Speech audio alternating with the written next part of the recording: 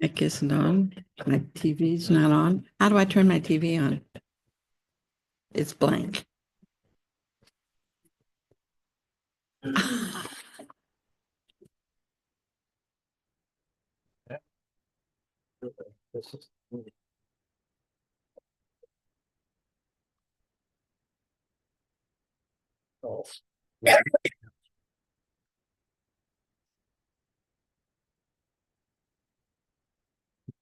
Okay.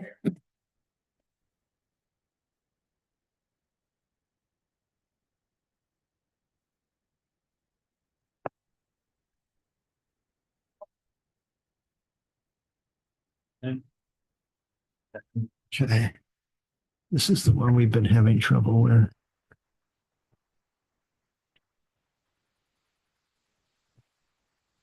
Blank. No signal. Great. I'm sorry, maybe if you could share with. Yeah.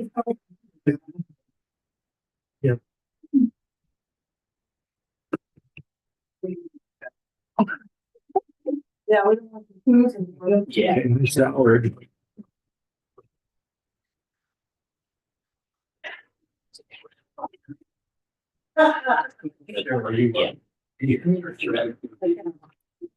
Yeah, because otherwise it picks up and it. It's not even a lot. Well, share it, Ronnie. They're all. No, there's no microphone there. Well, excuse us this evening, a little technical difficulties here, but I think we're set to go again. Welcome, everyone. It's good to see people out in the gallery, and we'll look forward to hearing from you later. Robin, may we have roll call, please? Yes, absolutely. Commissioner Hensick. Chair Stevens. Present. Commissioner Slaughter is not with us. Vice Chair Bacher. Commissioner Quarternet. Present. Commissioner Bertolo. Present. Alternate Broyles is not with us. Alternate Larson. Looks like our Commission Liaison Helfrey is not with us. Council Member Liaison Marshall. Present. And our Council Member Liaison Rambo. Present. President. Present.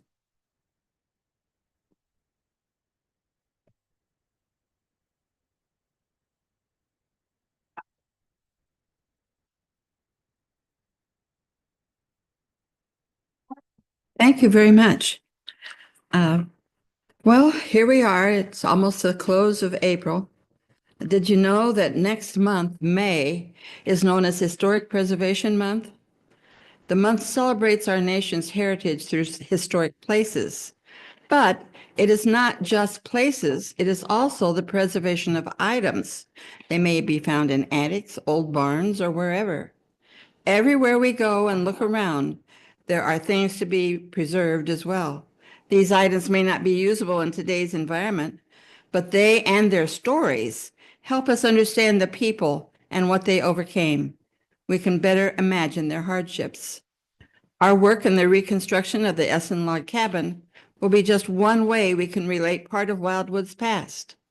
Just one instance of historic preservation. Actually, we will be peeling back the layers of time. I am so proud of our city and the efforts that they allow to be done in helping to preserve the history in our own backyard. And our efforts are continuing, and not just during the month of May. We're 12 months out of the year preserving. If you're able to stand for the Pledge of Allegiance, Kurt, would you lead us this evening?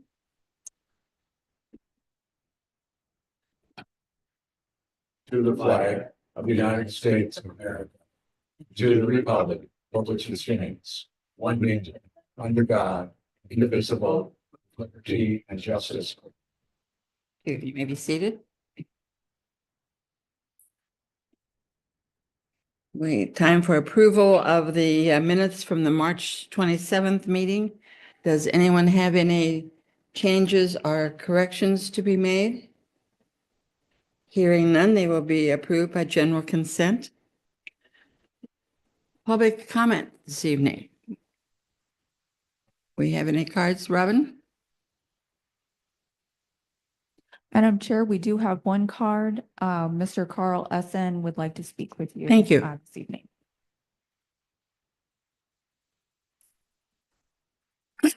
Hi, Carl, my name's Carl Essen. I've been working hard trying to gather with the SCHOTT, SCHOTT, and the Essen family trees, and we successfully had done that, and I got point people in both groups that are taking the responsibility of the Essen gatherings, cousins. When it comes around of need and everything.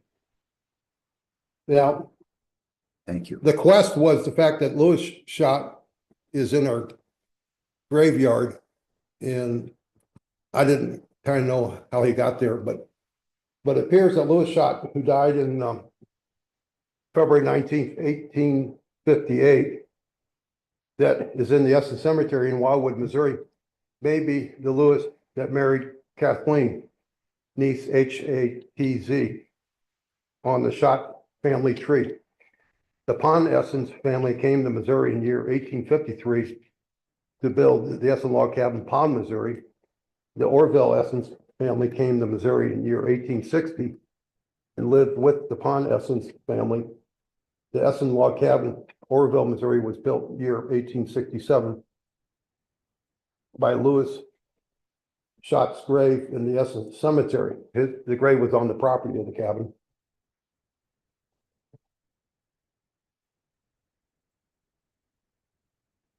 In Wildwood, Missouri, covering the area of Orville and Pond, Missouri. It appears that the city of Wildwood will be rebuilding the Essen Log Cabin, Orville, Missouri, by the Wildwood City Hall in the Village Green development. The Essens, descendants of the two Wildwood cabins, is about 650 names now and growing. And the Omaha Essen family started the Essen Cousins Gathering in Wildwood 3 decades ago that the Schott family could be a part of, which they are now part of for this upcoming October 25 event. And so I think we found the mystery of why there was a Louis Schott in the grave before we even came to town. But from this, we are now proceeding to find out where Louis Schott came from. And a few hours ago, I was talking with Millie Weber, and she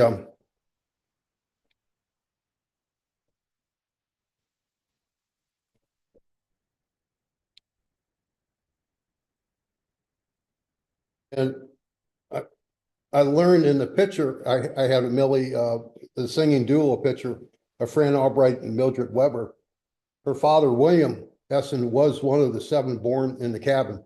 So we now have a quest to identify who the other 6 people. And maybe there's an 8th person who was born in the cabin that sang in the Albright band and is called the Country Sweethearts, which all comes together since Millie got a pacemaker yesterday.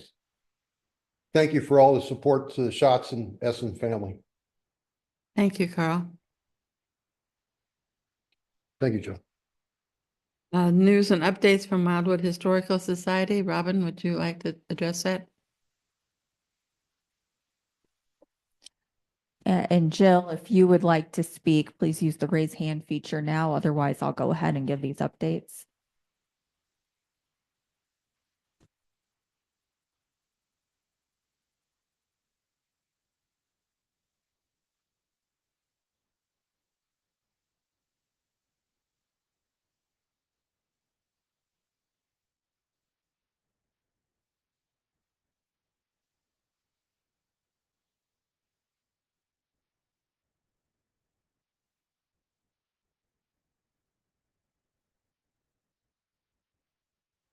All right, Madam Chair, members of the commission, I'm going to stand in for President Hart Camp this evening.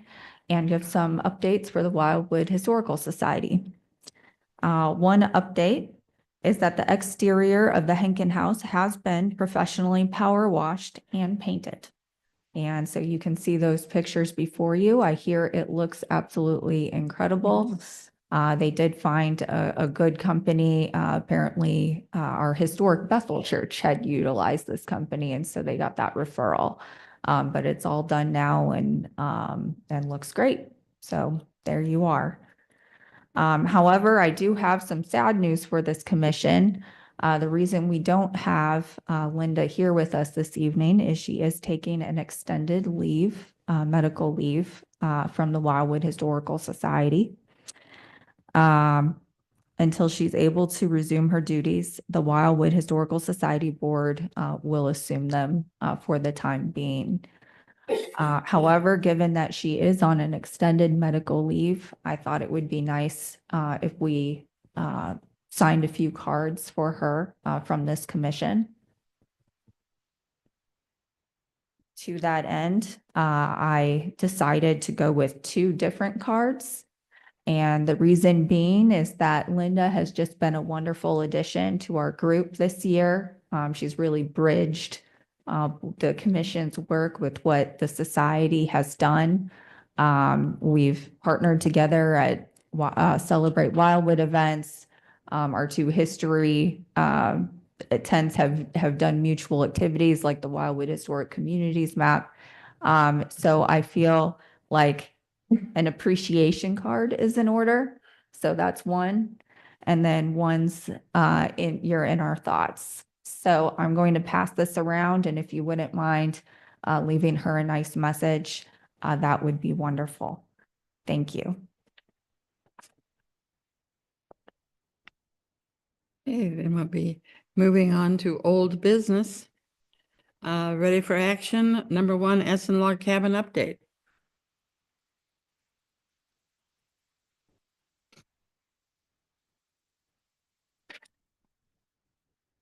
Thank you, Madam Chair.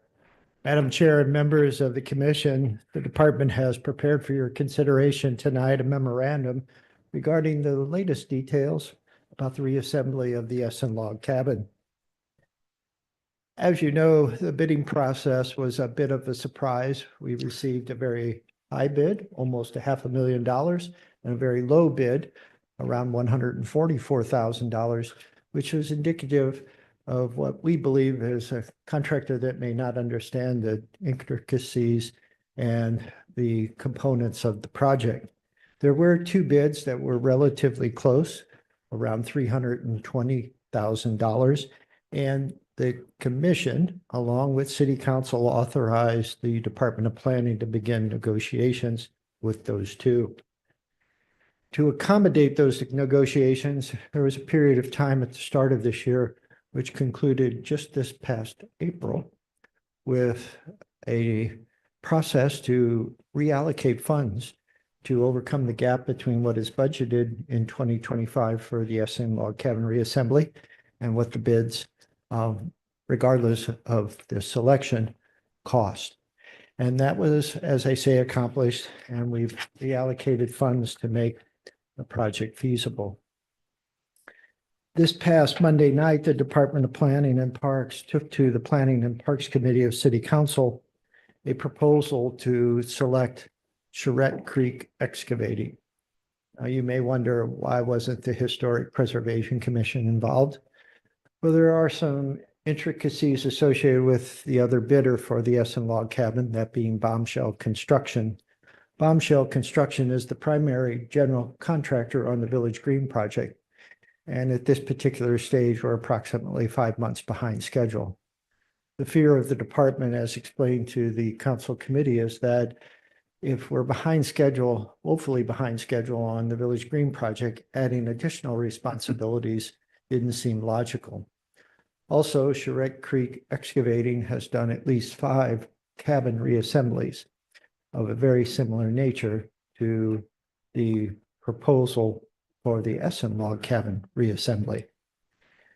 The discussion proceeded from that recommendation. The recommendation ultimately was not acted upon, and the City Council a deferred action until its May meeting, which will be near the end of the month. Part of the reason that there was a delay is just concerns about bombshell construction from the owner of the company that were expressed at that same meeting, and concerns about having two different contractors on the same development site. The department hopes to address all of those concerns at the May meeting. One of the items that came out of the discussion, which I think is positive, is that the Planning and Parks Committee recognized that with so many projects and so many different approaches to projects, and funding not necessarily being as readily available as in past years, that the city needs to do a better job of community outreach, soliciting from our residents in-kind services, contributions, whatever the source may be. And so at that same May meeting, the Planning and Parks Committee of City Council will be discussing how best to implement a program where we can potentially receive items that are necessary, whether it be time, materials, funds, that will help us achieve our goals both in historic preservation, parks, trails, and whatever the particular project might be. So the department does understand if there's frustration about not being able to pick one of the two contractors. I will say with all due respect to Bombshell Construction, I'm sure they're a qualified contractor, but we need to finish the first project first before we start talking about a second project, in the opinion of the department. I would say that the committee did not necessarily hold that same opinion, but so no decision was made. If there are any questions or comments about the process that has led us here tonight, or what the council committee is thinking about fundraising, I'll do my very best to answer them. Thank you. Any comments or questions for us? Yes, Steve. With the delay, is there any problem with either Bombshell or which is the excavating, with them holding their bid prices, given the fluctuation or the question in Yes. escalation of prices? When Ms. Keefe and I met with the owner of Charette Creek Excavating, he said he'd be glad to hold the bid price. He understands there's pressures on that, but recognized the process has been a little kind of longer than expected. Bombshell made no mention of it at the meeting on Monday, but certainly was eager to proceed forward and basically didn't talk about escalating the price. He had a couple of ideas about decreasing the price. So I think we're in good shape there, Mr. Scott. Okay.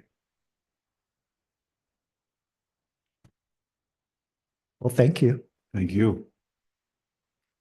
Okay, moving along to the Historic Preservation Plan update. Madam Chair, members of this commission, we do have a guest with us this evening, and that is Marcia Boyles, who is our project manager from MIG for the Historic Preservation Plan. I'll turn it over to Ms. Boyle in just a minute, but I'm just going to touch upon some updates for you to be aware of, and then we'll turn it over to Marcia to delve into those updates with you, as well as just introduce herself. So first of all, you have been supplied a project schedule within your packets this evening. In fact, you've got two different versions. You've got a very visual schedule, and then you have a more detailed breakdown with specific dates. I am asking you to please review this schedule very carefully and make sure to calendar any dates that you may need to be a part of. If you have a big Historic Preservation Commission binder, you might file it in there and keep it for reference.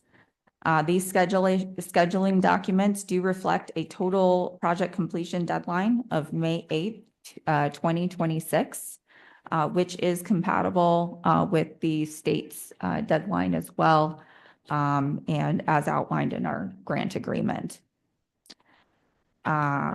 Next, I wanted to let you know the first draft of the Historic Preservation Plan will be informed primarily via a survey similar to our master plan update survey. So once again, we're going to be asking Wildwood residents, businesses, churches, schools, stakeholders to share their thoughts, only this time narrowed into the theme of historic preservation. We'll be following a similar communications and distribution strategy for the survey. And I have a draft survey enclosed in your materials this evening, which we can go into in depth if you have questions, but we will be looking for an action from you so that we can go forward and administer this survey in the month of May over a time frame of about 3 weeks. So with that said, we'll discuss the stakeholder list, I think, after Ms. Boyle gets a chance to talk with you a bit. So at this time, I'll turn it over to her. Thank you. Hi, everybody, and thanks, Robin. Are you able to hear me all right? Yes, hopefully. Yes, we can. Okay, great. Thanks for having me. I wish I could be there in person tonight, but have stepped out of a different public meeting so I can introduce myself and look forward to meeting you all in person this summer. I'm happy to talk through the schedule, as Robin noted, or the survey, which is shown as a red line in your packet. So you can see how the existing survey will be updated online to reflect some more key questions that will lead us to some discussion points for the actual plan itself. As way of introduction to, Robin noted that I am a planning project manager with MIG. I currently live in the Denver area, but grew up in Wildwood. So I'm very excited to get to work with you all on this project. My parents still live in Lake Chesterfield, so happy to get to see them too in this process and get to be involved with the city. The process, as Robin noted, will be about a year in length. We'll adhere to the grant requirements that the SHPO has outlined and work closely with Robin as we do so, and they'll be reviewing kind of key milestones throughout the process. The schedule that's in front of you reflects those key milestones as well to make sure that we're abiding by what they have in the grant requirements. And I just want to call attention to a couple things in the schedule. So as we launch right now, we are working on a draft existing conditions report to kind of summarize the current historic preservation program, the great things you're already doing, and start to recognize opportunities for new programs or for improvement on existing programs. So we'll be working through that in the next month and be able to show that to you at next month's meeting. And from there in the summer, we really enter a period of public participation. There will be a couple different opportunities to take advantage of the concerts that will be happening. A colleague and I will be on site for the July concerts, so late July, the 24th and 25th. And that will also include some additional meetings, including focus groups and an open house to really make sure that we're getting in front of a variety of audiences. And then I will also come back in September for the Celebrate Wildwood event, which Robin and I felt was a great opportunity to talk with people that may not be as likely to come to a historic preservation plan specific event, but might be at that event anyways, and we can catch their ear and get their input on the plan itself. So those will be our two key in-person opportunities, and there will be later virtual engagement when drafts are available for review. That'll be looking towards January of next year. And in the meantime, there will be plenty of work on drafting the plan itself and working through kind of a vision for the preservation program and strategies to support that vision over about the next 10-year period. I think I'll leave it at that for now, but I'm happy to answer any questions that anyone has at this time.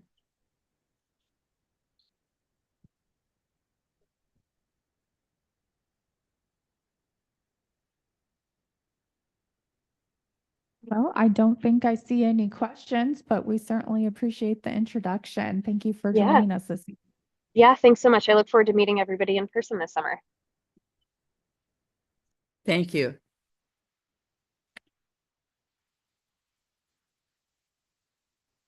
All right, so I'll hop back up here. As noted, I do need an action from you this evening, adopting our draft survey, which is in your packets.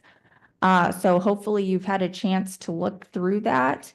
If you do have any feedback, if we need to make any adjustments or revisions to it, I'd certainly welcome that at this time, and we can incorporate it into any action. But we will want to move forward with it pretty quickly, just given the time frame of drafting that first part of the plan, because we'll want that to be informed by public input. Comments at this time? I move the adoption of the plan. Is there a second? Been seconded by Kurt. Any other comments or questions? Yes, Ed. And I'm sure there is, so I don't want to get pushed the wrong way. Is there a point where you ask too many things that people just don't focus on what you're trying to get them to look at? I mean, you know, the old, what kind of ice cream, and everybody takes vanilla or chocolate, but when you give people 20 choices, are you expecting them to have knowledge of those 20, or do you think you would just get 1 or 2 items? Just curious. Well, I think there were 10 questions in the survey, and we didn't want to go beyond that. I actually had less questions, and then Ms. Boyle added a couple that I think were, and she had some good reasons for adding them. I agree with you that you don't want to make it too long. You want it to be a fairly quick survey. But obviously we need enough meat to get people to give us some real feedback. They're the experts. I just know when somebody says we have a 3-minute survey, when I'm into it about 2 minutes, I'm done. I'm not going to sit there and keep going on and on and on, because they usually mean that's a 10-minute survey. And I just think that's wrong to do that with people, but it'd be interesting to see. I'd be amazed. I'd be anxious to see the results. Well, we don't have to make every question required. So that's a way to make it a quicker survey for some. There are multiple choice questions for many of them. There are a few open-ended responses, but as we saw from the master plan survey, sometimes people will just put in a sentence, but you'll get an idea from that sentence what they're thinking. So, That's fine. Thank you. yep. Anyone else? Okay, we have a motion and a second. All those in favor, please raise your hand. Thank you. Anyone opposed or abstaining? The motion has passed. Thank you. All right. And then finally, under this item, I also had a stakeholder list with included in your materials this evening. This stakeholder list is very important because it will guide where I send this survey. It will guide where I send information about our upcoming open houses and focus groups, and just generally who I contact regarding this planning effort. So if you would, and it doesn't have to be right this minute this evening, but if you would take a detailed look at that list and just make sure that we have covered everybody who needs to be included in this effort, in that list. You might be in touch with groups that I'm not as familiar with. There's always someone who knows someone else, and that's where having a larger group like this really helps with the snowball effect of building those stakeholder lists. So please do take a look at that and email me over the next week if you do see any missing stakeholders. Thank you. Finally, I just wanted to end with some next steps. So again, we just talked about the survey. That survey, we're aiming to distribute it and have it live by Friday, May 2nd. And then it will run for 3 weeks until Friday, May 23rd is what we're planning. And the hope is that this time frame will be short enough but long enough to build the momentum, but not exhaust people either. The next step from MIG will be to provide a draft existing conditions report to this commission, and that will happen at the next meeting. So we'll have something to discuss at that time. And that's all I have on this item. Do you have any questions for me this evening or for Director Vunich? Thank you very much. The next item is Pertner Park. Did I say that right, Rob? Oh, boy. Pertner Park update. Thank you, Madam Chair. Madam Chair and members of the commission, The department will be very brief relative to this particular memorandum. What was included within the memorandum is, for all intents and purposes, the final draft of the master plan for Pertner Park. That plan was finalized at a March meeting of the ad hoc group that has been overseeing the process. Several members of our Historic Preservation Commission participate in that ad hoc group, so I extend my thanks to them. The most important item, probably besides the final draft that you have before you tonight, is that the ad hoc group will be hosting an open house regarding the draft plan on Wednesday, May 28th at City Hall, beginning at 5:00 p.m. and concluding at 7 p.m. So if you have an opportunity, please feel free to stop by. There will be the plans available for review. The ad hoc group members will be there. Our park designer, Ken Keitel, will participate. And as always, we'll have some cold drinks and snacks to kind of help the 2 hours go along as pleasantly as possible. But I do want to extend my thanks to the members of the commission that participated. We concluded our 7th meeting last night. Looks like we'll get around 9 or 10 meetings in, which means we've met for approximately 7 months. So there was a good commitment on their part, and I do not want to let it go unacknowledged. If there are any questions regarding the draft plan or the open house, Ms. Keefe and I will be glad to try to answer them at this time. Thank you.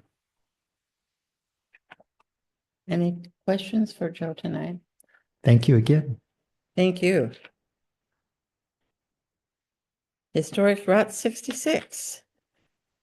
Or is it Route 66? I've been hearing controversies in social media about how you're supposed to say that.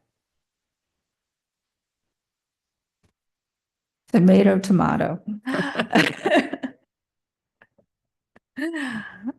All right, Madam Chair, members of this commission, Route 66 is a topic of discussion this evening as we are coming up on the 100th anniversary next year. At the last meeting, I let you know that we were in conversations with Leader Publications regarding a Route 66 magazine issue for the 100th anniversary for Eureka, Pacific, and Wildwood. We've since had a more in-depth discussion with them, and I can give you a little bit more detail of what this project is going to be about. But essentially, they're looking to do a special edition magazine that really highlights Route 66 in our areas, similar to this magazine from Laclede County. So it'll be kind of a similar theme and content to this magazine here, but with a little bit more gloss and heft, such as this publication here. These were the examples they gave us. So I'll pass these around so you can take a look as I discuss this topic.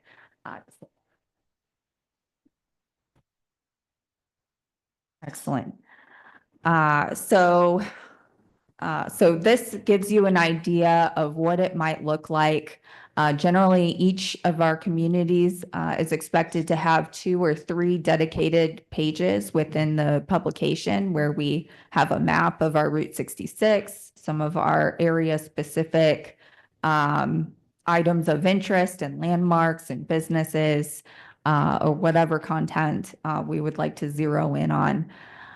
We are asked to sponsor our own dedicated pages, but the primary cost of the publication will be held by advertisers. They're looking for advertisers to essentially produce the document. I'll put it. So this is the general timeline that they have given us.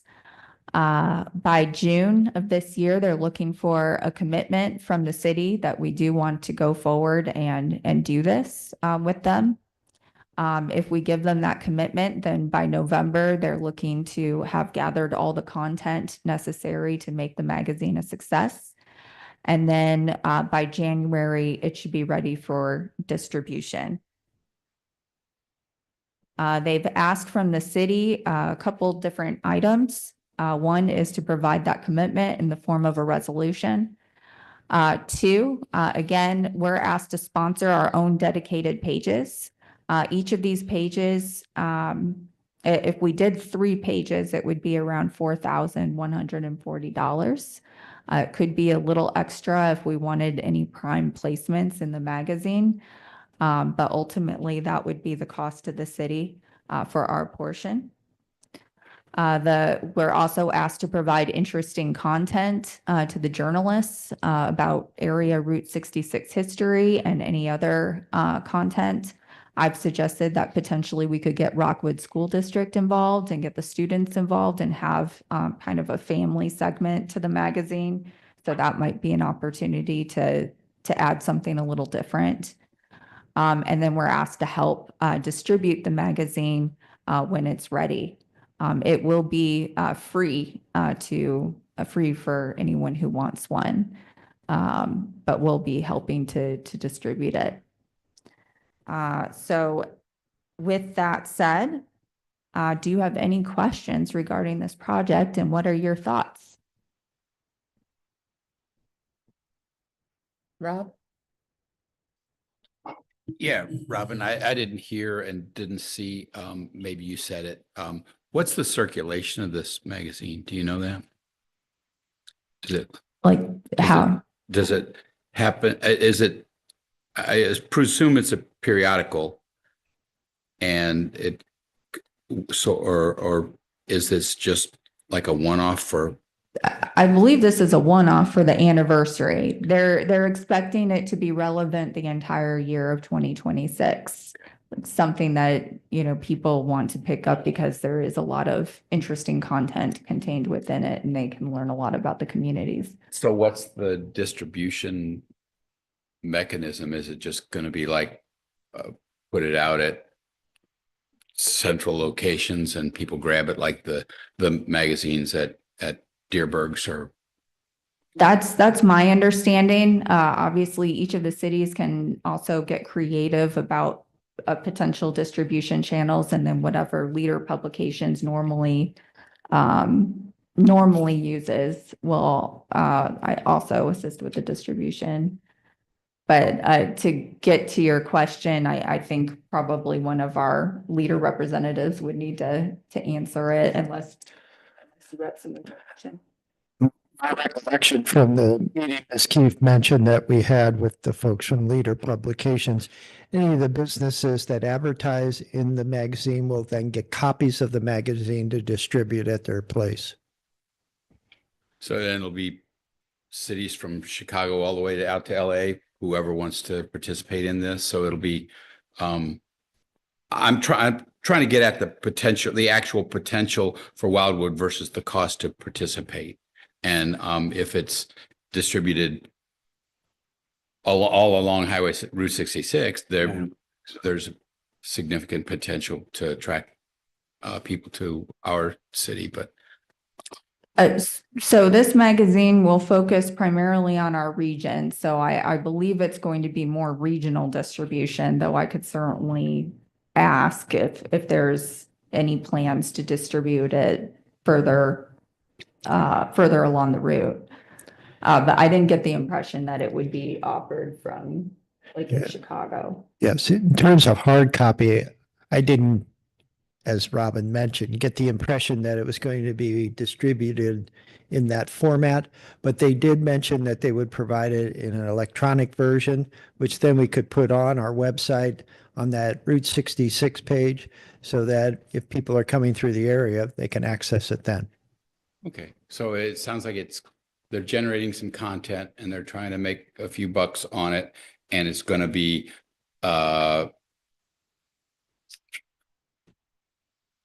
most local cities in our area, like maybe across Missouri, or it'd be nice to know the distribution and so forth of this? Maybe if you get more Well, information. I can certainly email and get a little bit more information from them and then offer that to this commission after this meeting. If I'm the only one that's interested, don't bother. Well, it's something good to know for Yeah. us as we go forward on this project. We're still in the pretty early planning stages. We have another meeting planned in about a month. Thank you. They'll know exactly when they go to sell advertising, how many they're going to print and then how long it's going to be on the website and what their expected viewers are to do that. So I think that's probably a pretty standard question that they would be interesting to know. Because you have 12 months so you multiply that by the number you're going to give out and then they'd have the viewership. They do have a new thing now on the internet for local stuff, Eureka News and all of that. So I'm sure that's kind of the beginning of how they'll promote this one as well. Well, they did say that they would make 5,000 copies is what they're anticipating. How receptive were the other communities? Eureka appears to be all in. And I think Pacific's very interested as well. They just weren't at the meeting that we were at. So I think I think all communities will participate in this. And I do think it's a great opportunity to heavily promote our historic Route 66 corridor. It's also an opportunity to develop and further strengthen relationships with Eureka and Pacific, which could potentially lead to some joint activities. This commission's talked about doing some joint activities with other communities for Route 66. So I think there's a lot of benefit here aside just from the promotion of the corridor during a very targeted time where we are planning a wealth of events. We're planning, we have a lot of businesses to celebrate, et cetera, that could go in this magazine. The way I think about this number, to me, this number is nothing compared to what we invested in the Wildwood Points of Interest map or some of the other tourism materials that we've generated. But this will have a much wider reach because we are expanding the boundaries of the area that we're looking at. We have Eureka and Pacific, which are both, Eureka has Route 66 State Park, Pacific has the Red Cedar Inn. Like there's some real points of interest that, we bring Big Chief Roadhouse that I think sometimes when you bring us all together, it generates even more interest because there's more there. So that's my pitch is I just think it's going to be an incredible promotion opportunity for us.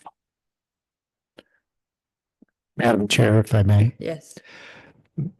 Mr. Marshall, I would say also that the representatives from the publication noted that they would like the cities to purchase X amount of pages, but we have whatever option we choose. Regardless, we'll be a part of the process. So don't let the number necessarily at this stage create any concerns. We've made no commitment as the city. We were fact finding, and those facts are what we're presenting to you tonight. Thank you. Anyone else?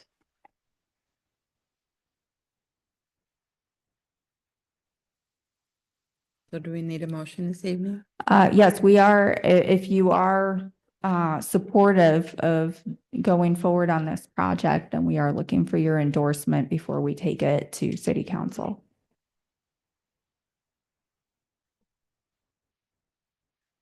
Is there a motion?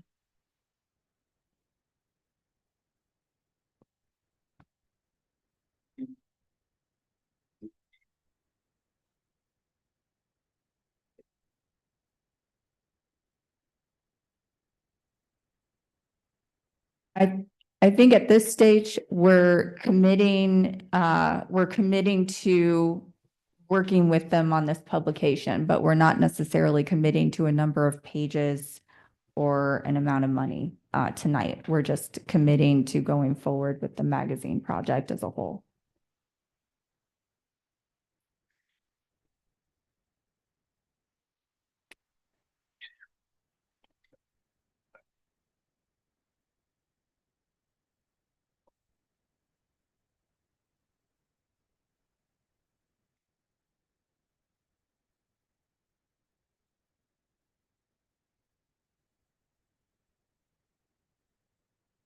that basis, so.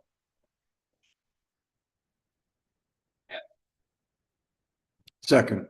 It's been moved and seconded to go forward with more information. Is there any other comment or question? All those in favor, please raise your hand. Thank you. Anyone opposed or abstaining? The motion has passed. Thank you. Appreciate it. All right, our second major topic tonight under this item has to do with our Route 66 historic marker. At the last meeting, this commission did adopt some specific language for the marker, as well as a backside of it being a Route 66 map of our original route through Wildwood, along with our 4 historic communities and Big Chief Roadhouse. Tonight, we'd like to focus on where that historic marker should be located. So I have provided an analysis of 5 different potential sites, 4 of which we talked about at the last meeting. We went ahead and added Big Chief Roadhouse as a 5th site as well. So 3 of the sites are in historic pond area. That's Big Chief Roadhouse, Living Word Church, Pond Hotel site. And then 2 are more in the historic Grover area, those being the Route 66 roadside park site and Wildwood Christian Church.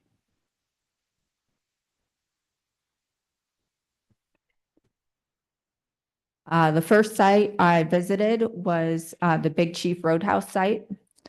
The reason we felt it prudent to add this one to the list is, well, Big Chief Roadhouse is our most famous Route 66 landmark, so of course we had to add it. There are 2 potential locations around Big Chief that we're looking at.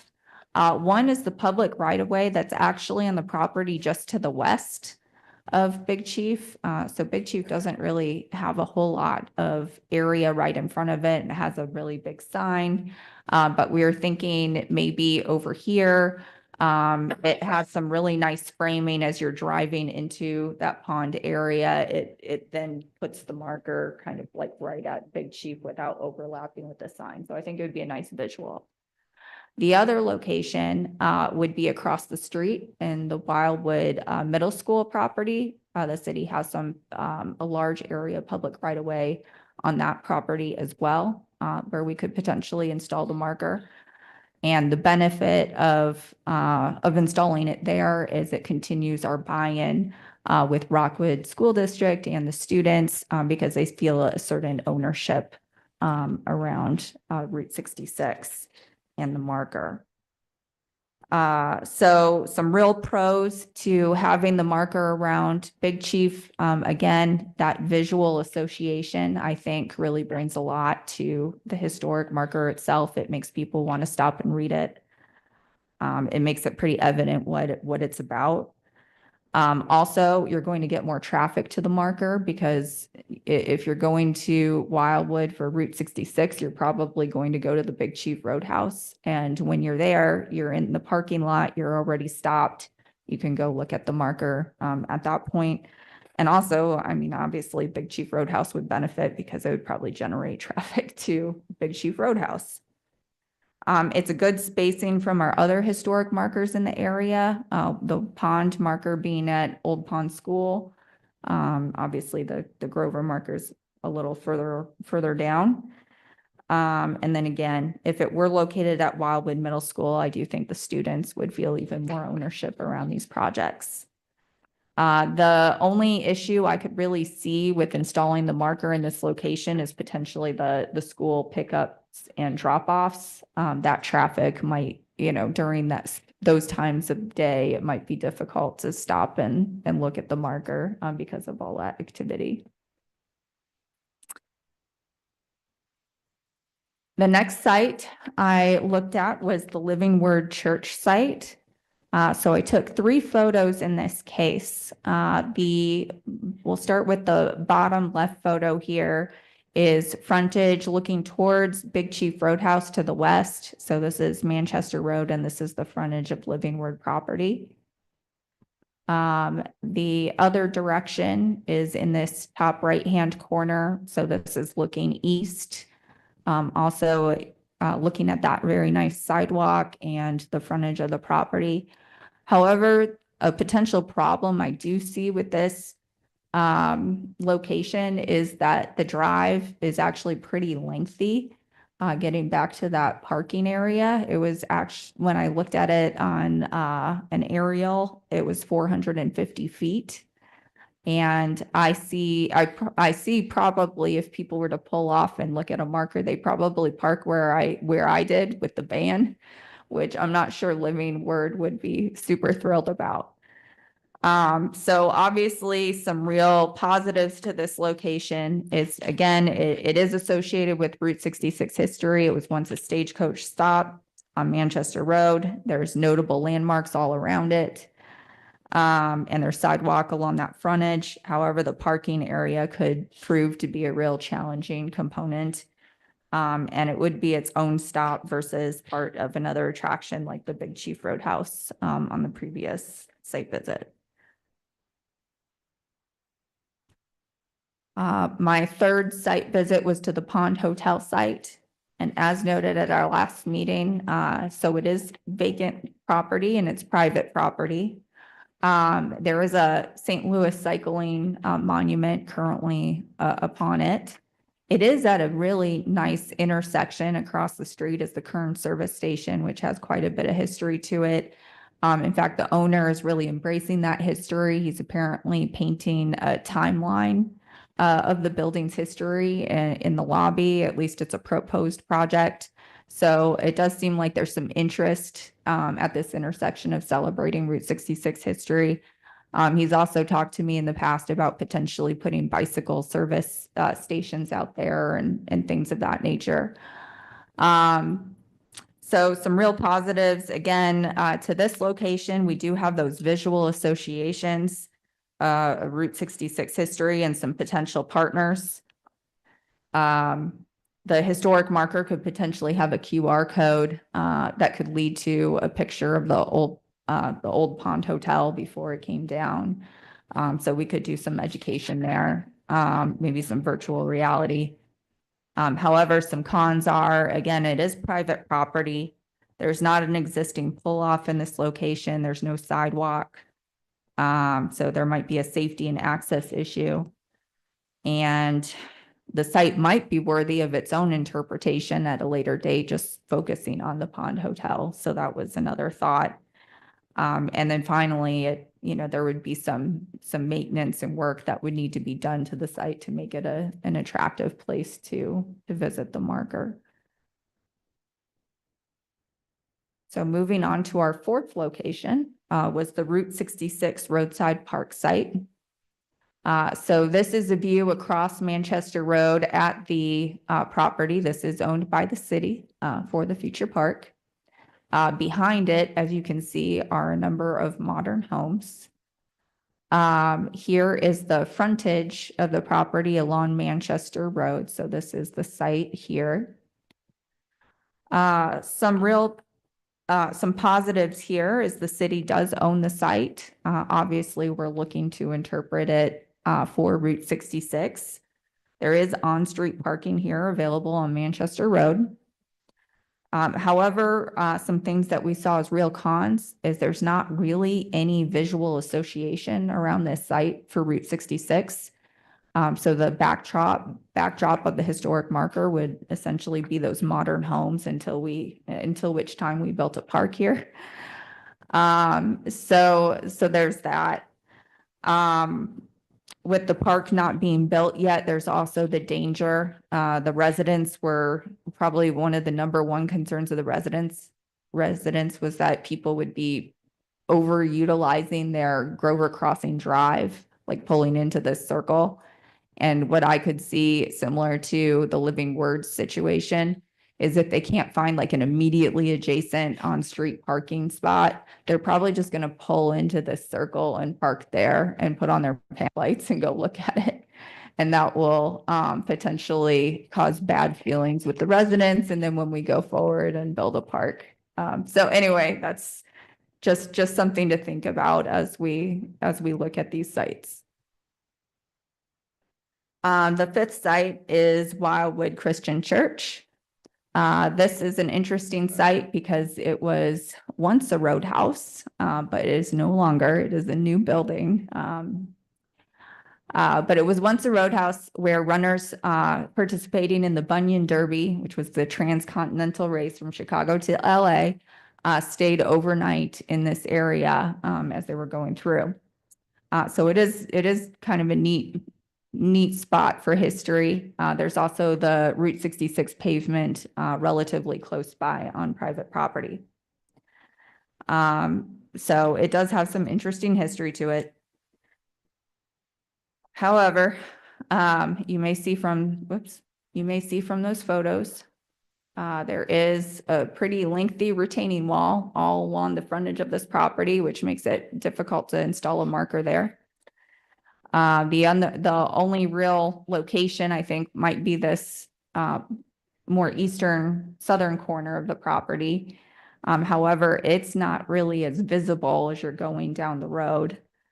And there's not a parking area immediately adjacent to it. So we're running into a similar situation where the parking lot is actually up the steep hill, and anyone pulling in to look at the marker is probably just going to stall in the drive and put on their panic lights. Wildwood Christian Church is a wonderful community of people. They've partnered with us enthusiastically in the past. So we've got that going, but there are some logistical concerns here. So overall, the department's recommendation after visiting the sites was generally like we lean towards the historic pond community sites, which I presented first, largely due to some of the visual associations that are located in that community. Probably our most preferred site was the Big Chief Roadhouse. And I think following that was the Pond Hotel site, though that's, again, that might be a challenge. So that's my presentation to you this evening. The department is interested in your feedback based on this presentation, what your thoughts are. The next step, once this commission does provide some direction, would be to do further investigation into access rights and how we would go about installing the marker, as well as moving forward with some of the fabrication and design elements of it as well. So if you have any questions at this time, we are happy to answer them. Thank you. So Robin, the timing would work out if we put it at the Route 66 roadside park? I mean, is that, because that's kind of been put on the back burner now, right? Yeah, I mean, the main thing is it could be a few years before we pick up the park project again. So the historic marker would be by itself in the vacant lot. Mm-hmm.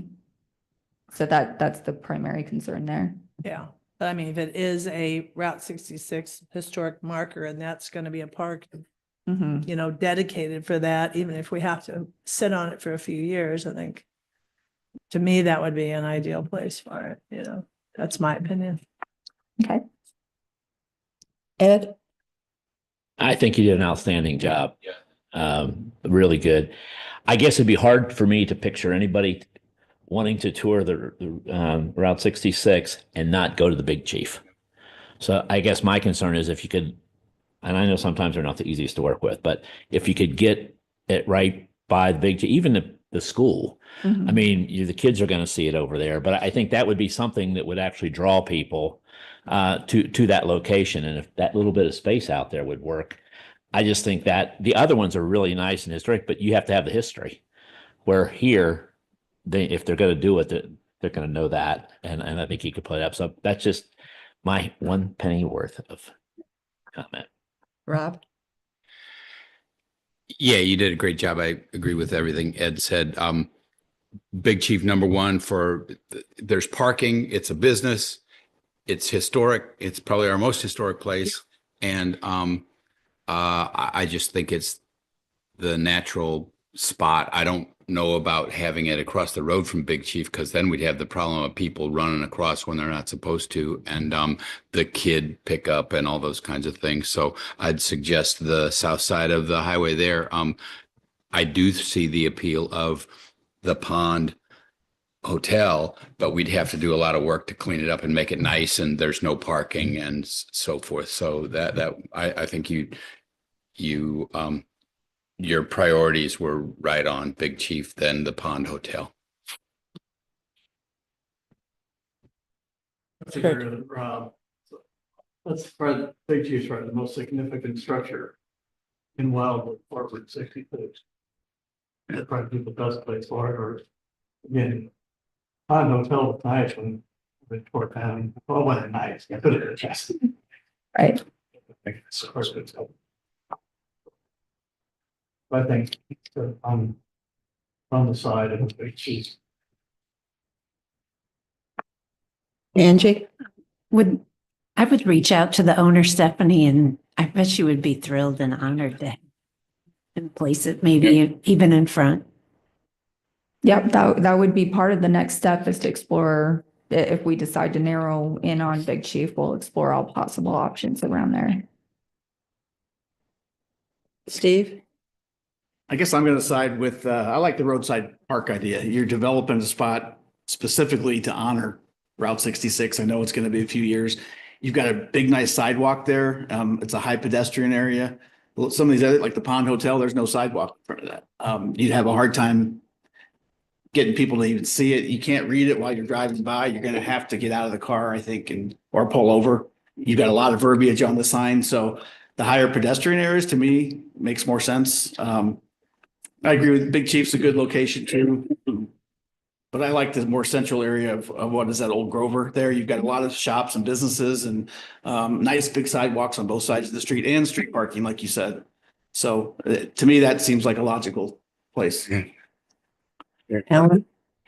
Yeah, my thought would be for the Big Chief as well, but I have another question, and that's, is there any possibility, or is there anything we can do to assist in the development of the hotel or the pavement?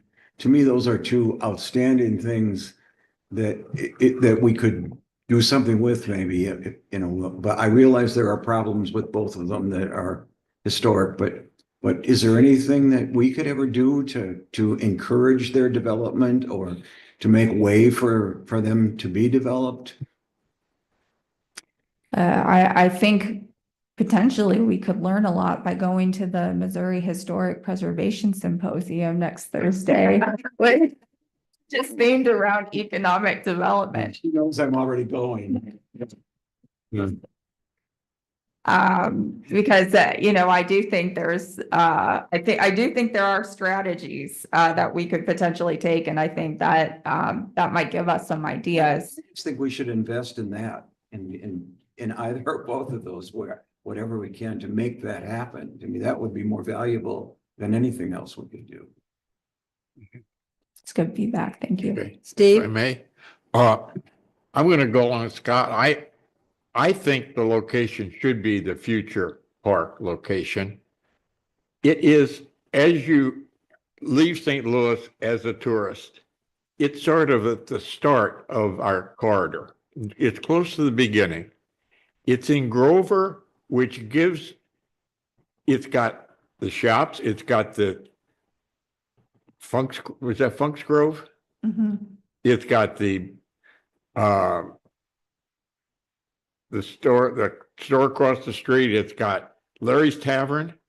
It's got the Sinclair Station. It's got bungalows, which are representative of the highway at that time. So I do think it's got some historical ambiance about it. And I do think that would be my vote. I don't think it's a problem with parking. This sign is not going to draw in droves of people. If you're going to get one or two cars stop to read it, they're going to read it, look at it, get in their car and drive on to the Big Chief or tour the rest of 66. So that'd be my vote for our future park. And I did notice coming here both yesterday and today that little tiny structure next to Alder's store is looking really nice. Really? Oh, yes, it's got windows, brand new windows and siding. That little tiny one, yes, that we were very distressed over because of its condition, but it's totally different looking now. And that's right there in the Grover area.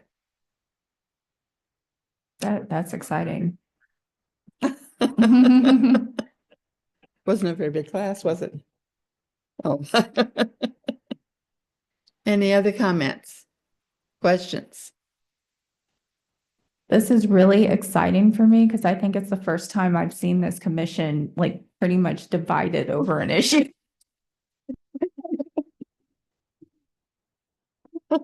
Well, I think I think that's fine. I think we can narrow it down to these two locations and do those further investigations, and come back to you with some additional information and insight. Okay, so we don't need the motion tonight.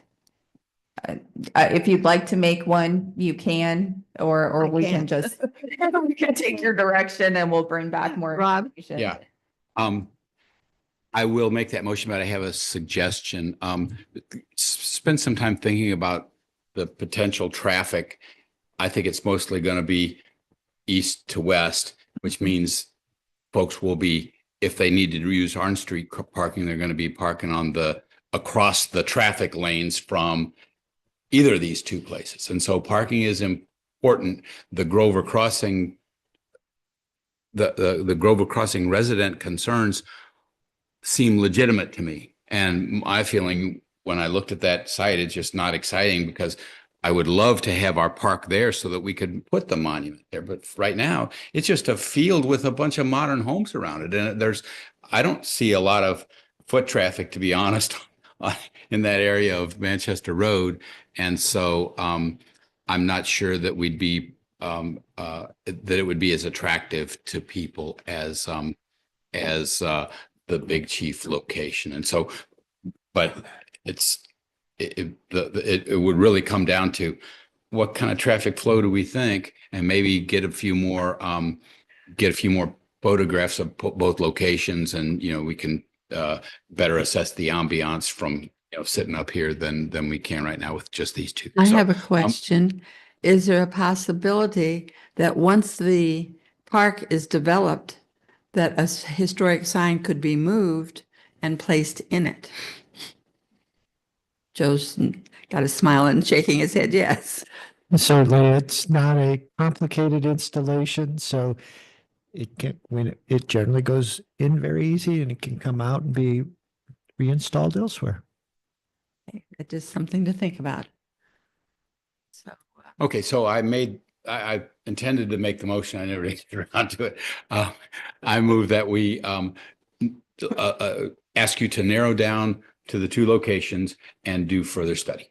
Sounds good. is there a second?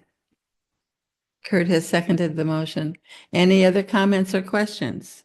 This is the time to bring them up. Steve? Okay, what are the two locations? Just Big Chief and the Route 66 Park. okay, good.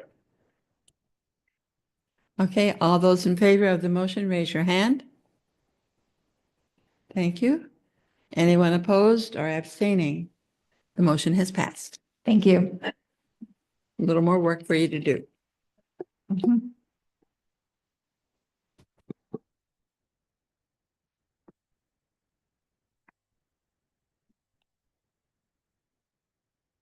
Okay, the work program. Madam Chair, members of this commission, I believe we are touching on most of the things that do have updates to them this evening. There are just a couple things I guess I will touch on. One is the master plan effort. Just so you know, the master plan group that's working towards its update will be meeting on Tuesday, May 13th. And we'll be focusing on the environmental element of the plan at that time. At their last meeting, the survey results generated a great deal of discussion, good discussion, I think, that will hopefully drive and put forth a lot of energy as we go into some of the meat and bones of updating that plan for the next 10 years. Secondly, We have been meeting on a weekly basis with the Wildwood Property Sanctuary. As you may recall, the Wildwood Property Sanctuary is now the city's nonprofit partner for saving historic buildings in Wildwood. And the primary focus of it right now, so that the Wildwood Property Sanctuary is housed in the Fabricators Foundation, which is what John Phillips and Carl Essen are involved in. So those are our partners when I'm talking about that. Anyway, their primary focus right now is on the JP Connell House. And they're still making offers on the property at this time. So things are still in discussion at this time. Other than that, I think at this time, I'll just open it up to any questions you might have for the department. Anyone have any questions on this? Good. Is that your hand? Okay. You know, like at an auction, you got to keep those hands down. Yes. Hey, then we'll All right, move on thank forward. The next item is new business. Youth member presentation. All right, Madam Chair, this is no longer my presentation. I will turn over the baton to Commissioner Raghu Raman.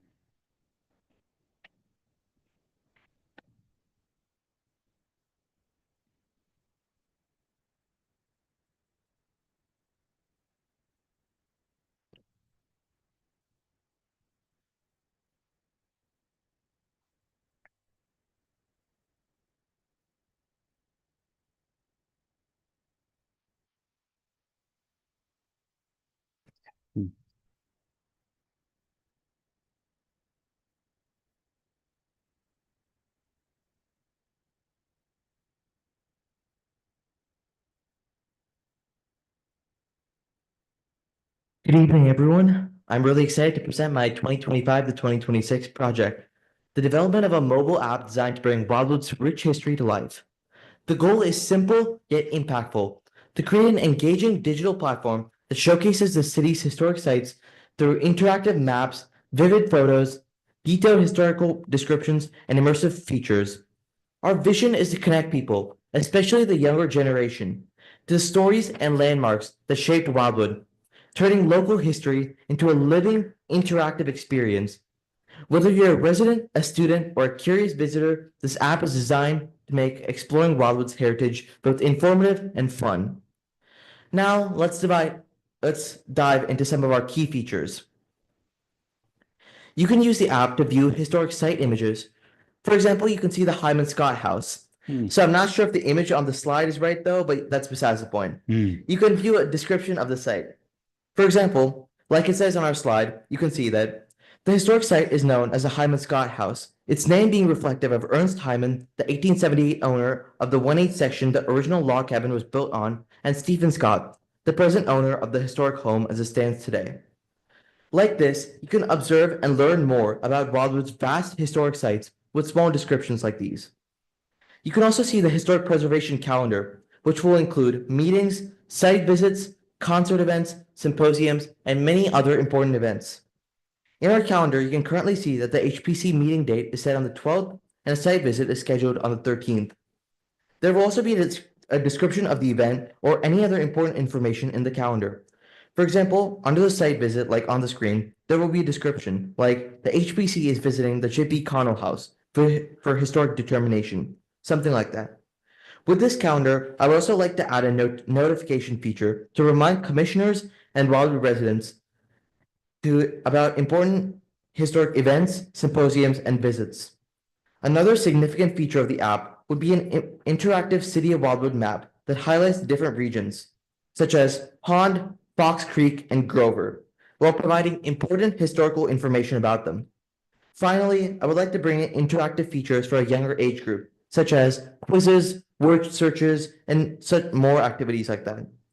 Together, through innovation, we have the opportunity to preserve Wildwood's past while inspiring future generations to explore, appreciate, and protect the history that surrounds them. Thank you. Thank you. Any comments or questions for Avi this evening? No, I think that's a Rob? great idea.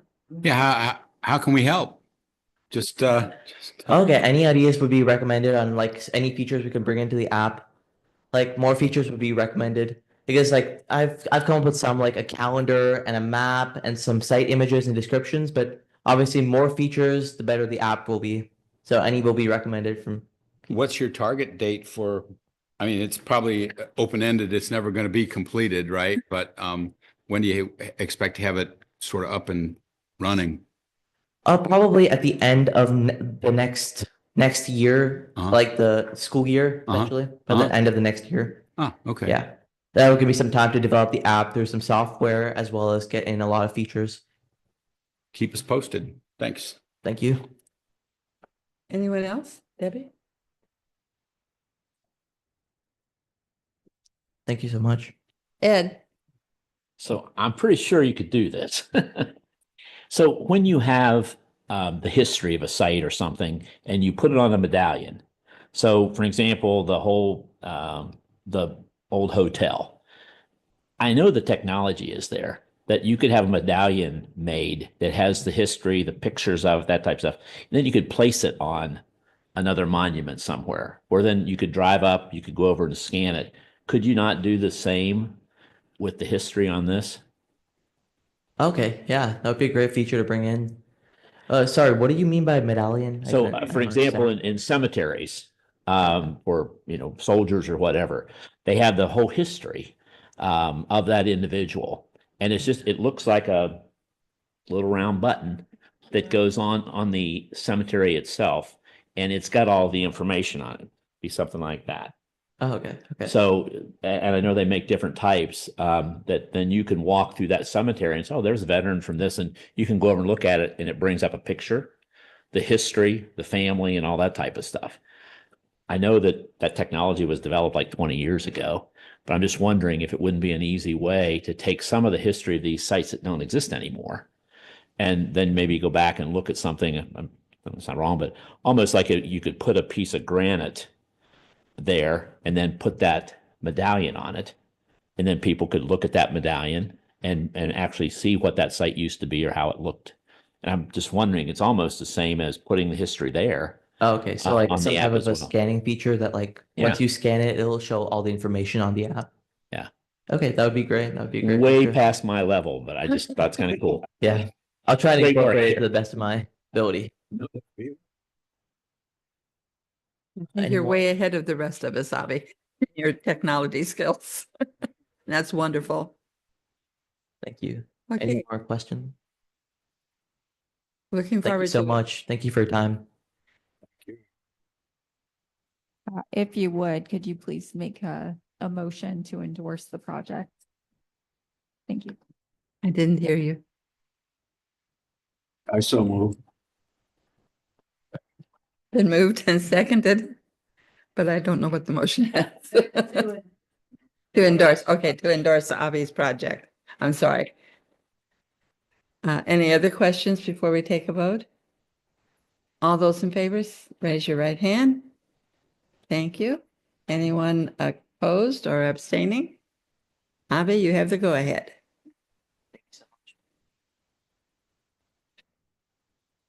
Okay, discussion regarding the age threshold used to determine qualifications as historic.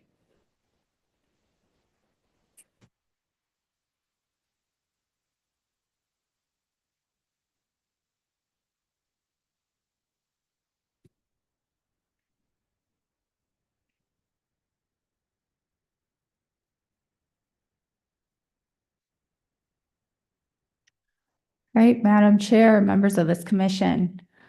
We've had an item hanging out on our agendas for a very, very long time. Actually, as long as I have been with the city, I have seen on Not Ready for Action, the discussion regarding the age threshold that used to determine qualification as historic.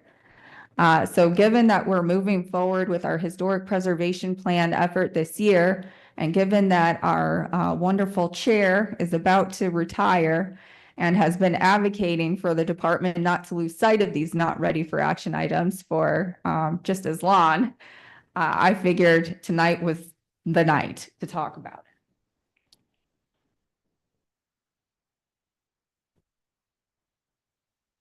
So without further ado, I'm going to give you some background on Wildwood's current age threshold and what some similar programs use as criterion across county, state, and federal levels.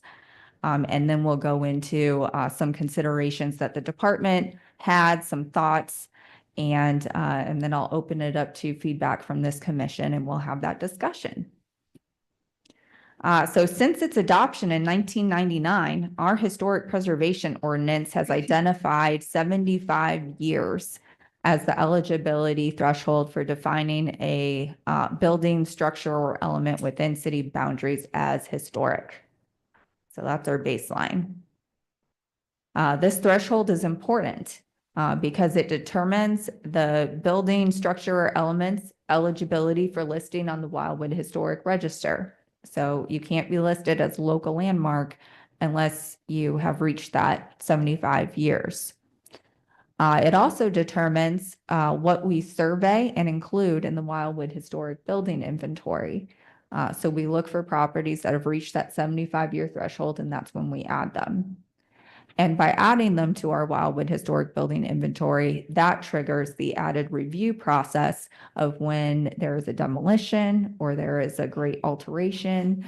That's when those properties then come before the Historic Preservation Commission so that we can at least issue a response or have a conversation and give some constructive feedback as part of that process, whether it's listed as a registered landmark or not. So being just being 75 years or older actually, gives this commission quite a bit of authority to make remarks. So that's why our 75-year threshold is important. So how does this compare to other programs? So as noted, we have our 75-year eligibility requirement for the Wildwood Historic Register. However, the St. Louis County Landmarks Program has no age requirement whatsoever for it. Instead, their requirements are based on other criteria generally having to do with a property's historic significance. And I've listed some of those criteria in your reports this evening. At the federal level, the National Register of Historic Places, they have a 50-year eligibility requirement. And they also have language, I noticed, that allows for more recent buildings if they are especially significant to the nation's history. So they have a little bit of wiggle room, I guess, built into their language. So this is interesting because we are a certified local government working in a local, state, federal partnership. Yet at all these different levels, we all have different eligibility requirements and, different criteria and kind of ruling the day as to whether something's historic or not. This has at times come into conflict for the city. Particularly, I remember having discussions with architectural historians with the State Historic Preservation Office about the Route 66. We keep talking about potentially making that a national historic district. Well, when I had those conversations, it just kept coming up like we're surveying properties at the 75-year threshold, but they want to see all the properties, up to the 50-year threshold. So so it's like we're speaking different languages, and sometimes that gets in the way of us moving forward on a certain project. Additionally, the 50-year eligibility requirement at the federal level triggers Section 106 review. Which requires any federally funded or, anything that the federal government touches, basically, that has reached that 50-year threshold, triggers that Section 106 review of anything that might be architecturally, archaeologically significant. And so that opens up a process for that. And recently we encountered some issues when we received a grant for the city's Village Green project, and the city had already taken care of some buildings on the property that were all around that 50 years. But since they're not 75 years, the city didn't view them as historic. So that's an example of how sometimes we're speaking different languages from the local level to the federal level. So the department, when thinking about this discussion, generally, given some of the experiences we've had and some of the analysis we did, we generally are leaning towards a more lenient eligibility requirement. And one part of that case for reconsideration is more recent landmarks. So in the city of Wildwood, we actually have a pretty significant period of history that's relatively recent for us. We incorporated in 1995, just 30 years ago. So that's well below even the 50-year threshold. And that essentially means that in the life of the city of Wildwood, some of our most significant and frankly, historically significant buildings and treasures are some of our newer buildings that are in our Wildwood Town Center. We incorporated, and then we largely built this town center from scratch. We worked with frankly, world-renowned architects and planners on some of these plans. And so there's quite a bit of significance just associated with our own town center, even though it's very new.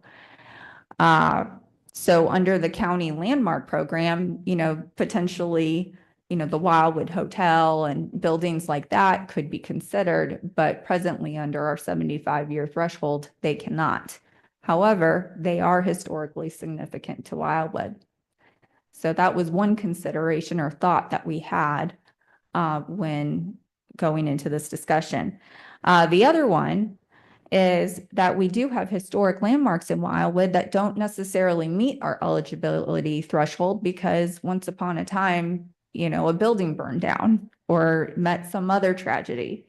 So we have buildings like our United Baptist Church in our Westland Acres community that technically don't meet our eligibility threshold, but are highly significant in the history of this community.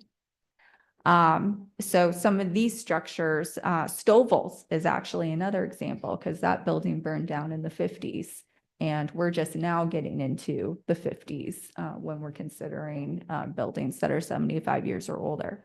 Now, I think Stovall's is accounted for because it's a local landmark, so we have it surveyed and it's part of our stuff. But it's an example of how we run into cases like that. And, the St. Louis County Assessor's Office is going to date them from when the new building was constructed. And that's generally how we pull our list of properties that we then survey. So this is another thing to think about as we have this discussion. So I had a few different thoughts of how we might go forward if we did want to maybe reconsider how we do things presently. One is we could maintain our 75-year threshold. And actually, I'm going to back up because here's the main consideration.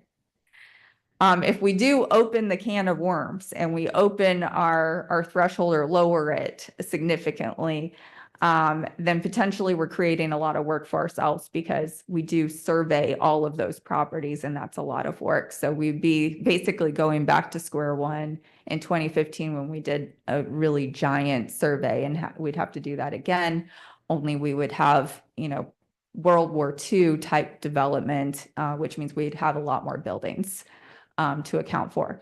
So when thinking about that, balanced with some of the prior discussion, here are the options I came up with. The city could maintain its 75-year threshold for survey work and review requirements, but we could potentially just remove this criterion for the Wildwood Historic Register. So that would allow a property of any age to become a local landmark if someone wanted to pursue that designation. But it wouldn't create a lot of extra survey and review work for this commission. Secondly, the city could maintain its 75-year threshold for survey work and review requirements, but perhaps add some exceptions for properties meeting exceptional criteria, such as having known significance and interest to the community. And we would have to be really tight about what that criteria is, because frankly, qualitative criteria is just harder in terms of legal weight than quantitative. Like, it's much easier to say all buildings 75 years old versus, well, this building's more important than this building because of qualitative criteria. We could remove the age eligibility criterion for being on the Wildwood Historic Register. So again, pursuing opening that up. So that's option B. Again, the main issue with option B is it might be hard to legally defend. The main issue with option A is simply opening up that eligibility criterion doesn't mean owners of recent buildings are necessarily going to want to list their property. Okay, so option C, the city could survey all properties reaching that 50-year threshold consistent with the federal level criteria. So that might help us in terms of some of our projects with SHPO, but only review properties that meet additional defined criteria. So rather than having to review every single demolition of every building meeting that 50-year threshold, maybe we only review as a commission buildings that meet that 50-year threshold and have historic significance, which would be documented in the survey work. Does that make sense? And then finally, option D, we could survey all properties reaching a 50-year threshold consistent with the federal level, but we could remove the age eligibility criterion altogether for being nominated to the Wildwood Historic Register. So option C, we would maintain that 50-year threshold throughout. Option D, we would do that for survey work, but remove it for the historic register so we can capture those more recent landmarks. So those are 4 potential pathways. We're not looking for an action from this commission tonight. I just wanted to get kind of you thinking about this, about our eligibility threshold, especially as we move into our historic preservation plan effort, because this is our opportunity to potentially guide those types of policies. It doesn't mean that if we put in the plan that we might change the eligibility threshold, it would happen overnight. There would then be a regulatory process to update it in legislation, et cetera. So this would be a much longer discussion, and it certainly wouldn't happen in one evening. But this starts the discussion. So at this time, I would like to open it up to you. If you have any questions, if I can clarify anything that I presented this evening, I'm happy to do it. Thank you. So yeah, I like where we're at with the 75-year. I wouldn't be too opposed to option C. But when I'm thinking about historic buildings in Wildwood, I'm not thinking about the movie theater or the hotel. To me, I'm like, that doesn't seem historic. Yeah, they might have been here for 20 years or something, but you're talking about a historic area that has things that are hundreds of years old. So putting that, I don't even think anything on that list really would make me think history, on that short list you have there. So my vote would be to stay with the 75 or possibly go with option C. And then have the federal level criteria in there as well. But to not have any kind of age requirement and you're calling it history, that doesn't make any sense to me. Avi? I would honestly like option B. I feel like it maintains the 75-year threshold, but it also removes the age eligibility for the Wildwood Historic Register nomination. Also, just additional thing. Sorry, I have some work and test tomorrow, so with the update, I will be able to. Goodbye. Thank you so much for. Thank you for your presentation. It was wonderful. Anyone else? Ed? Really dumb question. Do we know how old the houses are? Like between how many are there at 50 up to that 75? This year, what we did, we added another group to the 75, right? Yes. And how many were that? So presently so the group that we just added, so that was 3 more years worth, was 48 properties. And presently we're at about 450, maybe 460 properties total, since we started the survey work. So that's all properties that have reached that 75-year threshold. I did try very earnestly to get you a number that would get us the number of properties we'd have to survey to get to 50. I apologize. Every time I came back with a number, it didn't make sense to me. So I need to get together with our GIS guru with the department and come back to you with that number. But I do want to get you that number because I think it's very relevant to this discussion. My only thought would be is that is a big project. Yes. But at the same time, it's hard enough to explain to somebody what the national records are versus what ours are versus what the state or county would be. But maybe the way you could look at it is to say in the next 5 years, we want to move down to that 50 level instead of doing it now. And then, exponentially, it's going to get bigger. But maybe at that point with technology and other ways to do it, you could kind of grow into that and use one of the ones where you don't have to use the actual years. But I just think it's another way to kind of look at it. It's pretty interesting. Thanks. Rob? Can you give us any idea of the effort and expense to survey additional homes or additional properties that are at the 50 level as opposed to the 75-year level? Well, our latest survey effort was 48 properties, and that was $5,000. Okay. So it really depends on, again, I wanted to get you that number tonight. Unfortunately, it didn't work out, but it really depends kind of on how many properties we're talking about, and then we could probably use that as a rule of thumb to figure out.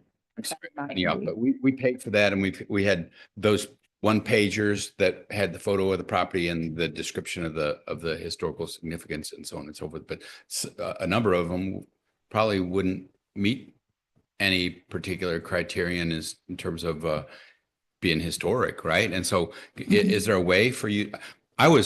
After reading this, I was prepared to advocate for the county landmark program. And but your explanation was really helpful. I think like C or D is good because I do think it's hard to separate in my mind a historic property from a significant architecturally significant property. In town center, we do have some, and they haven't reached 75 years, but they're still it's worthwhile for us to kind of track them and try to intervene if somebody wants to tear them down and those kinds of things. And so I guess I'd suggest that well, what are you looking for from us? Are you looking for us to pick one of these, or? This evening was really about, I think, generating some initial feedback and discussion in response to what I just presented. I don't see this as something that we need to come to any sort of conclusion on tonight at all. I think this is a longer conversation. However, we wanted to dust off our not ready for action item, and we wanted to have this larger conversation in preparation for the historic preservation plan effort, because this might be folded into some of that. Yeah, this is an important discussion to have, I think.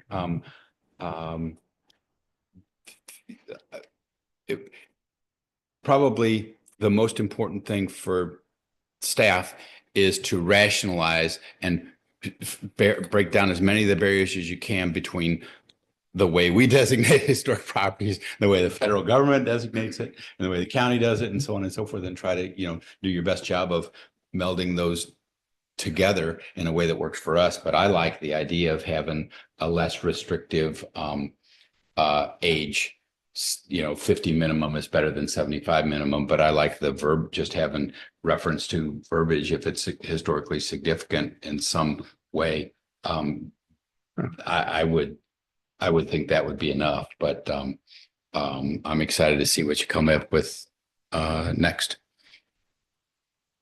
Great, thank you. Steve? The 50 year, the 50 year would be the criteria where it would come under our review for remodeling, addition, demolition, and that type of thing. That we could do, but doesn't have to be surveyed to do that. We could keep our survey at 75 years and not pay for more survey. That interesting for the older houses. And in fact, we could change it to 80 years. But as long as anything over 50 years, we would need to approve of any modification. We'd go look at it and make our judgment. Is this historically significant? Be it by history or by architecture or something else, we need to save it, or, it could go. So. Can I ask a related question? Is there a way, like, sometimes we have trouble making a quorum on these road trips to look at a crappy old house that's fallen down and nobody wants to walk into it and so on and so forth. And so it seems like it's a lot of churn. Is there a way to make like a sort of an ad hoc review committee, takes 3 people to show up, and oh, by the way, you have 3 volunteers from the commission that are willing to go out on that particular day. And so you don't have to chase us all around and try to find a quorum and so forth. Is there a provision in our legal structure for something like that to occur?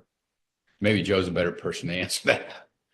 Dr. Webber, what I would do is respond to your question by saying, with the Planning and Zoning Commission, as part of their bylaws, they have 2 subcommittees. One, for example, is the Site Plan Subcommittee. In the bylaws, it just says 4 of them. And that forms the subcommittee that can hold meetings, visit properties, and then they make a recommendation to the full Planning and Zoning Commission. So I'm assuming we could do something very similar with our Historic Preservation Commission. So, and it doesn't specify by name, just any 4. That will Any 4, yes. So as long as we get 4, we have our Site Plan Subcommittee in place. Great. Okay. Thank you. Madam Chair, could I just make a couple of my apologies? I have one more thing.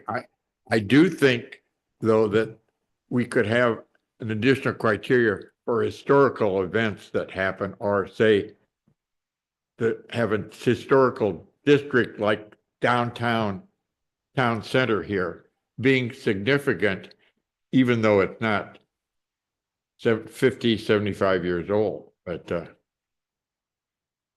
so I would have that, add that qualification or to our being placed on the Wildwood Historical Register. Joe? Thank you, Madam Chair. Just some background. When the original Historic Preservation and Restoration Code was developed, we depended greatly on our representative from the State Historic Preservation Office, a woman named Joanne Radatic. So just so you know, she is the one that kind of advocated for the 75-year threshold. It wasn't something that the group of volunteers, including the Department of Planning, thought was appropriate. We depended on her greatly. So that's kind of the origin.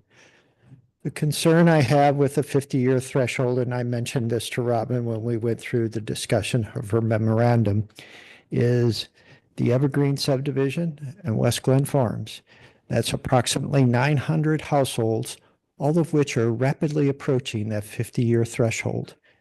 And 900 households, suburban tract housing, which obviously does have some historic context, but I certainly don't want to be sending you information that we need to go look at a deck replacement or an outdoor fireplace or a sidewalk or a patio. So be cautious.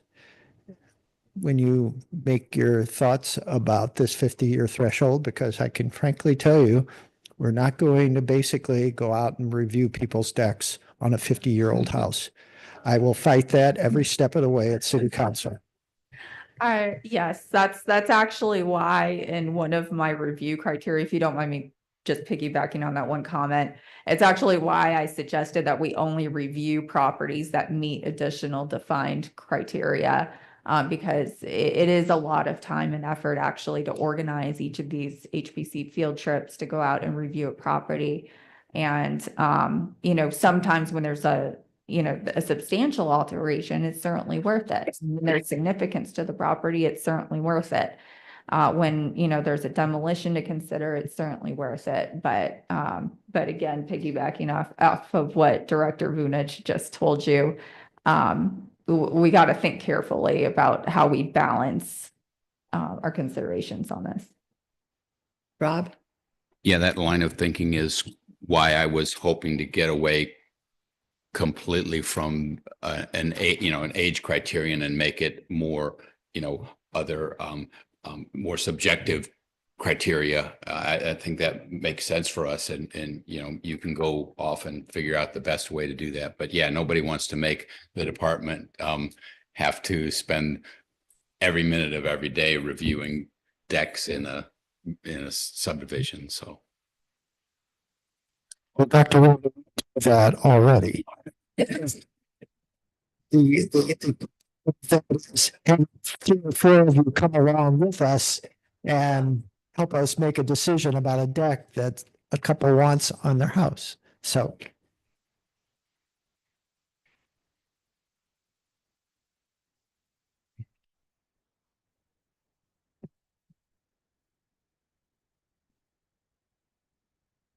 Kurt? Just a comment about that, like, here's, I can imagine the uproar of people. Well, we really gotta like look at this house for you to add a deck or something on the back of it, like, when they put in the light dimming stuff, people are saying, oh, we're not gonna have Christmas lights anymore. It's true, and it adds about a month of delay to the process every time we involve the HPC, sometimes several months delay. So we don't want to take that lightly, I don't think.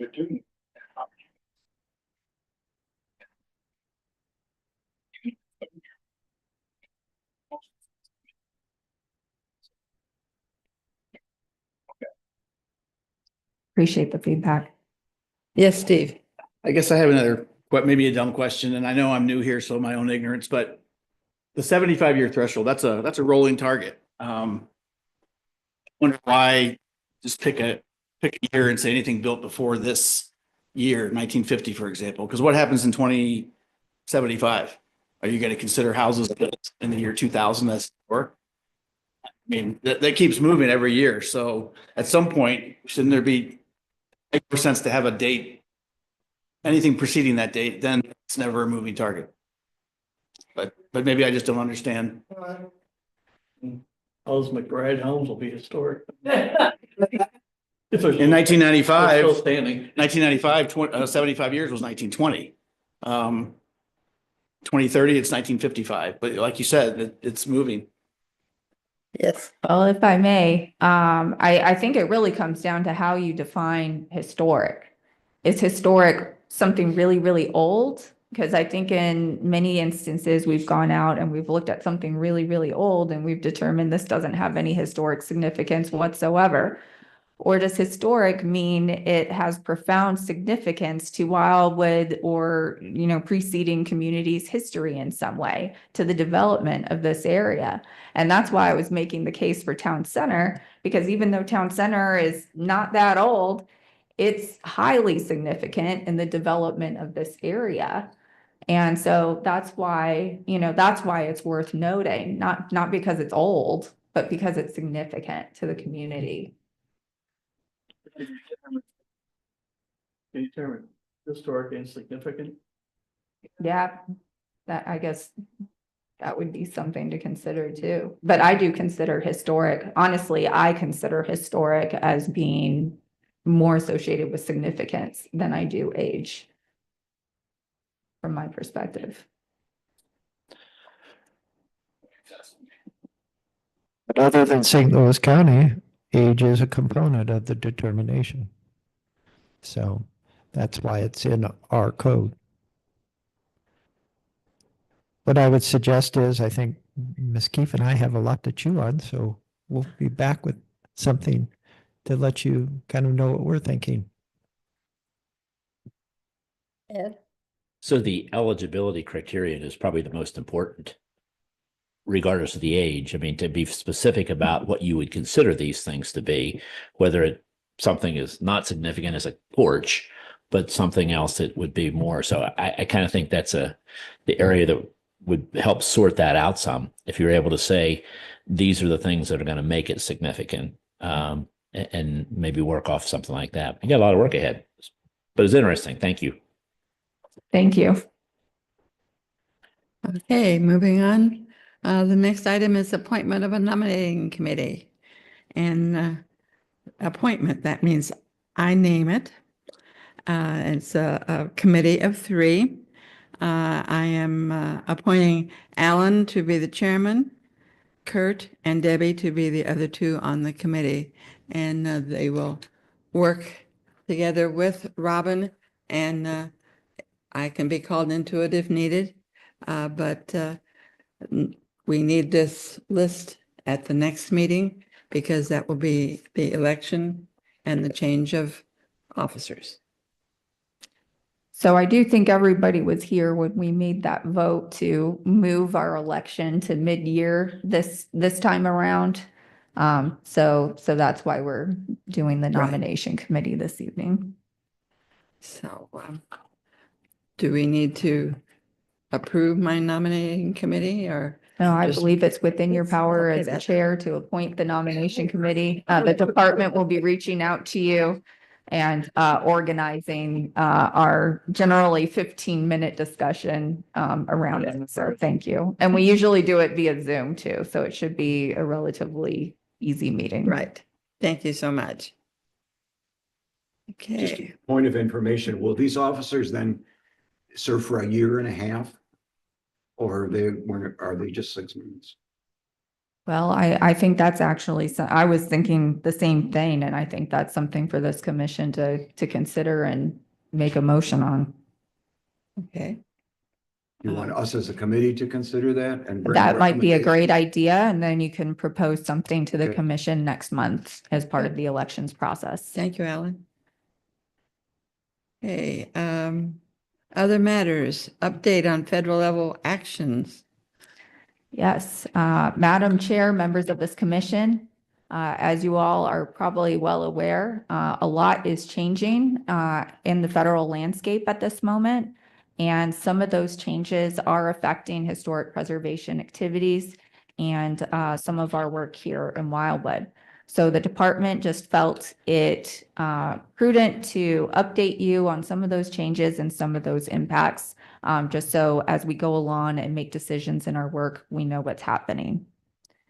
Right now, the 2 major updates we would like to make to you that are in some way tied to our work here in Wildwood is that recently 65% of employees and more than 1,000 grants have been cut from the National Endowment for Humanities. The reason this is significant is actually this was the source of funding, creative funding. We were eyeing for some time on the Route 66 roadside park. So that's why it's significant to us.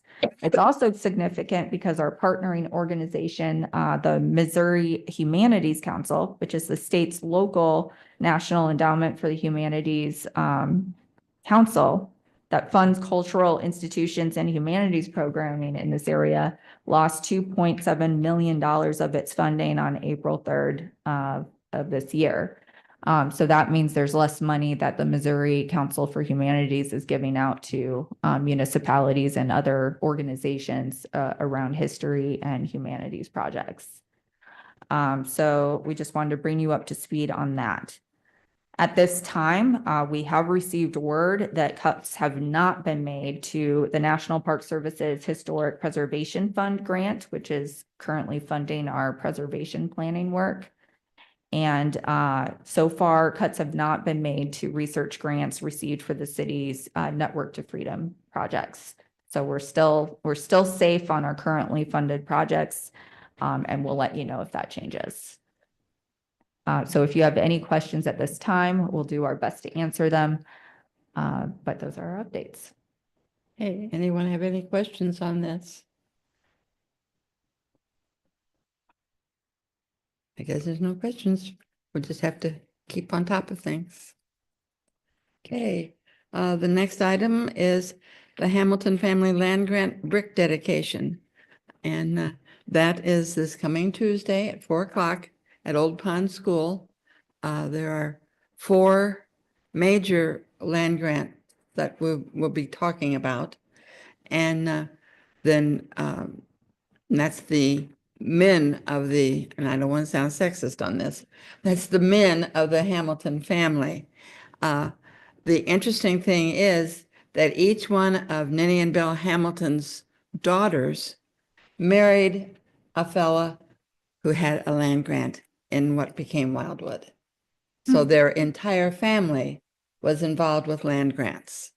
The sad thing is there's not that many in the area still from those families, because many of them died early in the early 1830s. And then a lot of them moved on. I guess they had heard about that "let's go west" young man, but some of them went south more than west. But many of them moved on to Franklin County. And so there's still a lot of people in that area. There will be people at the dedication who are descendants of some of the land grant people, besides my daughter and myself. But so that will be nice to be able to acknowledge them. And Joe has offered the city to give us some hot dogs after the dedication. And there'll be some sweet things to go along with that as well. So we hope that some of you can make it to the dedication at 4 o'clock. It's rain or shine. If it rains, which it sounds a little stormy for next Tuesday, but things can change before then, that we will be inside Old Pond School for it. And there will be displays. I have maps showing the land grants superimposed on top of local current maps, so that you can see what roads does this entail for various land grants. To me, that was very interesting. Our daughter had come up with those. So Julie and I will be conducting it. And as I said, I hope that more of you are there. There'll be displays. There'll be some handouts. So come one, come all. Yes, Rob. Robin, you're the recorder of these sorts of things. Could you take photos of those overlays and just send them to us, or make them available to us somehow? Because I'm not going to be able to be there. I'm going to be out of town, and I'd really like to see those maps. So if you wouldn't mind, if you're good, I guess you're going to be there, aren't you? Yes, absolutely. And in fact, that was exactly the role our chair gave me, was to be the official photographer and recorder of the event. So Nothing new about that. I will certainly share that information with you. Thank you. Anyone else? Okay, the last item is exciting news from Jill Von Gruben. Yes, Madam Chair, members of this commission, I thought we would end the evening on a very positive note. Our Wildwood Historical Society archivist, Jill Von Gruben, has been very active as also a historian of the World War II 324th Infantry Regiment Veterans Group. Her father was affiliated with this group, and so she's very dedicated to it. And so recently, in anticipation of the group's closing, she approached the National World War II Museum in New Orleans and asked if they would like to accept all of the group's artifacts and personal stories as a donation to it. And ultimately, they said, well, yes, since you organized it so nicely for us, we will accept about 99% of the donation. So that will be on display at the museum this coming September. So very exciting for Jill.